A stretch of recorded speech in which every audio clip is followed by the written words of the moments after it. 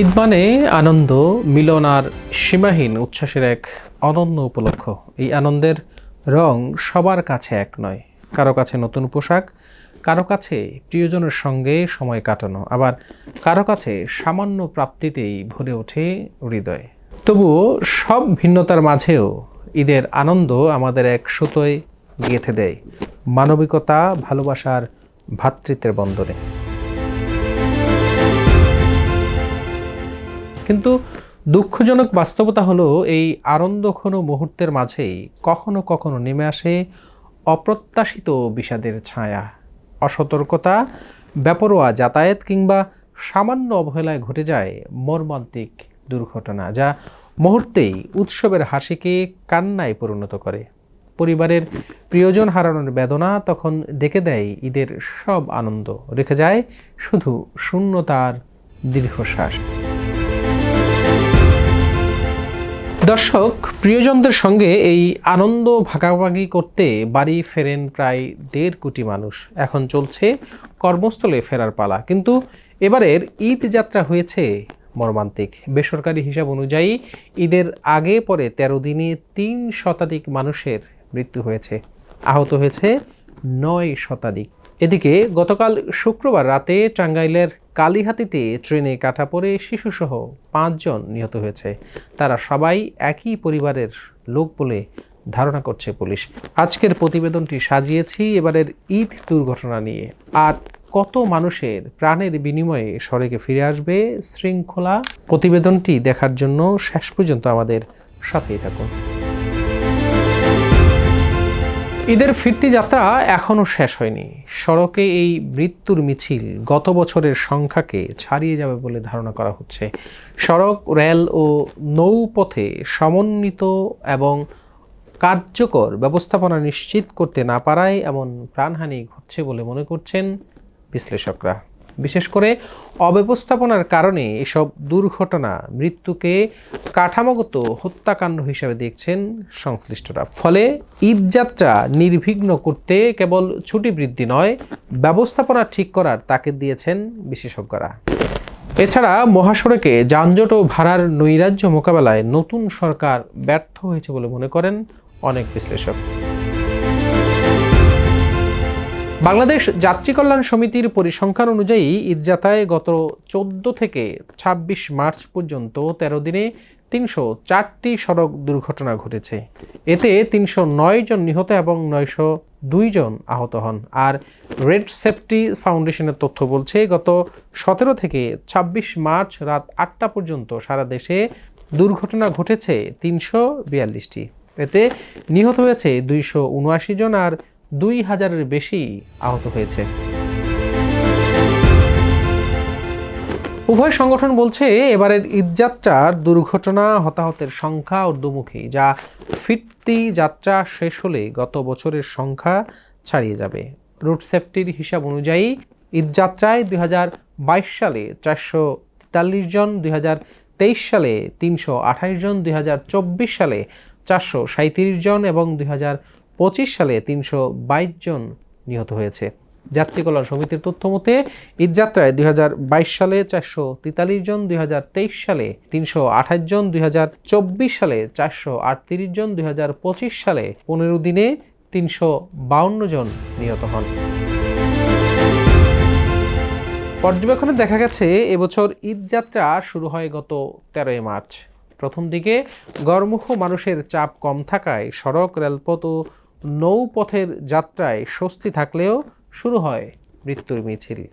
15 March থেকে টানা 7 দিন সরকারি ছুটি শুরু হলে গড়মুখী যাত্রীর ঢল নামে বাস, ট্রেন ও লঞ্চে। সঙ্গে পাল্লা দিয়ে বাড়তে থাকে মৃত্যুর মিছিল। এর মধ্যে 9 জেলায় একদিনে পৃথক দুর্ঘটনায় 27 জন প্রাণ হারায়। 23 মার্চ সরকারি ছুটি শেষ হলেও থামেনি মৃত্যুর মিছিল, বরং হু হু করে বেড়েছে। সাধারণত ফিরতি যাত্রায় দুর্ঘটনা ও হতাহতের সংখ্যা বাড়লেও এবার সে হারে বেশি। এবারের ঈদযাত্রায় বড় ধরনের দুর্ঘটনার সংখ্যাও সাম্প্রতিক সময়ের তুলনায় বেশি লক্ষ্য করা গেছে। 18 মার্চ বগুড়ার আদমদীহির সামান্তাহার এলাকায় নীল সাগর এক্সপ্রেস ট্রেনের 9টি বগি লাইনচ্যুত হয়ে অন্তত 65 জন আহত হন। এতে উত্তরবঙ্গের 5 জেলার সঙ্গে ঢাকার রেল যোগাযোগ প্রায় 21 ঘন্টা বন্ধ ছিল। একই দিন সদরঘাটে ঢাকা ইলিশ রুটের আসা যাওয়া 5 লঞ্চে ট্রলার দিয়ে যাত্রী তোলার সময় পেছন থেকে এমবি জাকারিয়া সম্রাট 3 নামে আরেকটি লঞ্চ সাজরে ধাক্কা দিলে 2 লঞ্চের মাঝে পিষ্ট হয়ে 2 জনের মর্মান্তিক মৃত্যু হয়। ঈদের দিন মধ্যরাতে ঢাকা চট্টগ্রাম মহাসড়কের কুমিল্লায় পদুয়া বাজার এলাকায় ঢাকা চট্টগ্রাম রেলপথের লেভেল ক্রসিংয়ে ঢাকাগামী চট্টগ্রাম মেল ট্রেনের সঙ্গে মামুন স্পেশাল নামের একটি বাসের সংঘর্ষে 12 জনের মর্মান্তিক মৃত্যু হয়। গত বুধবার দৌলদিয়া ঘাটে ফেরিতে ওঠার সময় অর্ধশতাধিক যাত্রী নিয়ে সৌহার্দ্য পরিবহনের একটি বাস নিয়ন্ত্রণ হারিয়ে পদ্মা নদীতে পড়ে ডুবে যাওয়ার ঘটনায় 26 জনের লাশ উদ্ধার করা হয়।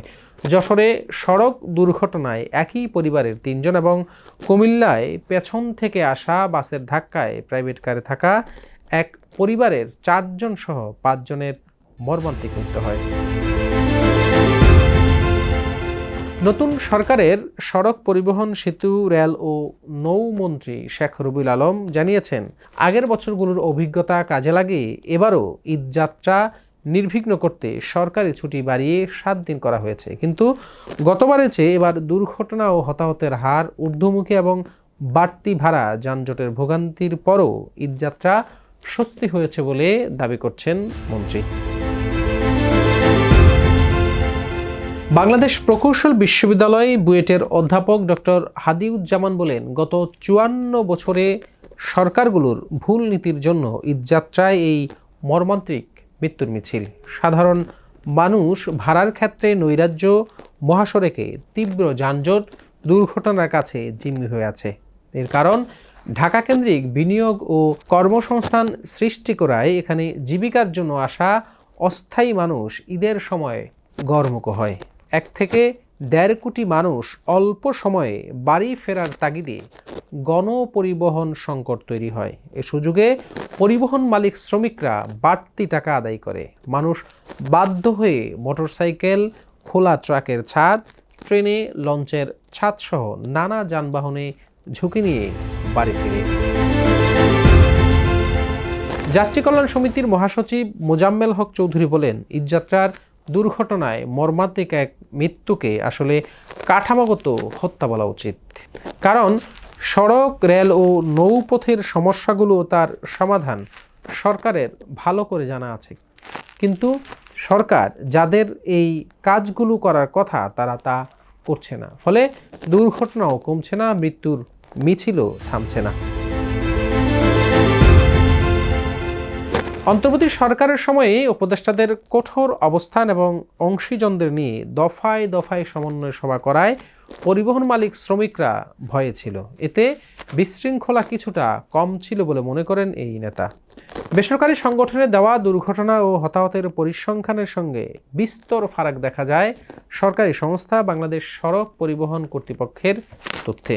সংস্থাটি জানিয়েছে, ঈদের 7 দিন 17 থেকে 23 মার্চ ছুটিতে সারা দেশে 92টি সড়ক দুর্ঘটনায় 100 জন নিহত হয়েছে এবং 217 জন আহত হয়েছে। অথচ বেসরকারি সংগঠনগুলোর হিসেবে এই সংখ্যা একই সময়ে দ্বিগুণের বেশি।